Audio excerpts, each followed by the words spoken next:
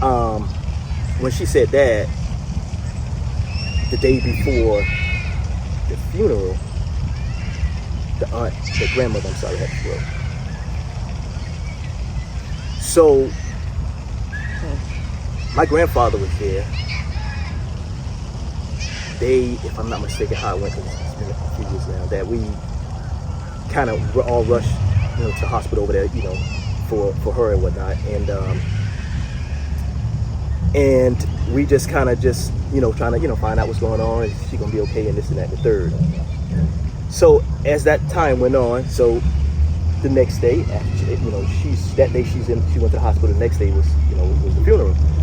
So she tried to take care of that and whatnot with the family, and so after my grandfather's his daughter, after they get to bury her and what have it, he goes back and he goes attend to his wife back at the hospital, and at this time, I think maybe like a day later, her daughter, which was my grandfather's wife, her daughter came down to visit, and she actually stayed by my house.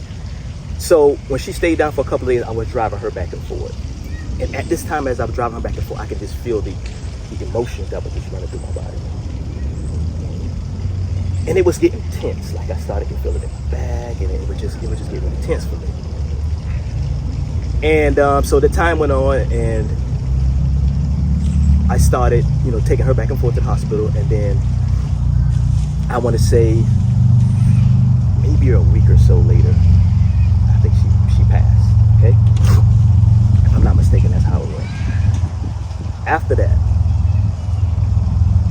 boom, I think it's probably got collapsed. My vision started going really bad. Like I was getting really dizzy. I started losing weight. I was breaking out. Couldn't sleep. Really bad. I really couldn't sleep. That's how I actually found out about this part, because I needed to get out of the house. I needed to get into more nature. But that's another story for yes, it is another time, yes, about things that I have done to get myself, So I couldn't, get to sleep, so I was, in and out, running to the house and running between the park and then running between the beach and things like that. And then, like I say, I started noticing that it started affecting my health.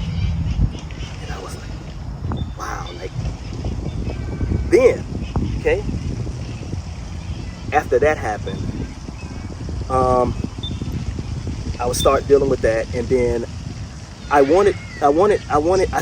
that time, I just had so many questions. Like my questions were just unreal. Like I just had so many questions, like, to ask. Like, why is this? What's going on? Why I'm missing? Why is me? You know what I mean? It just so many questions that you ask. So these were the questions that I was asking. So as time went on, I started hearing about meditation. I said, well, let me try this out and let me figure this out.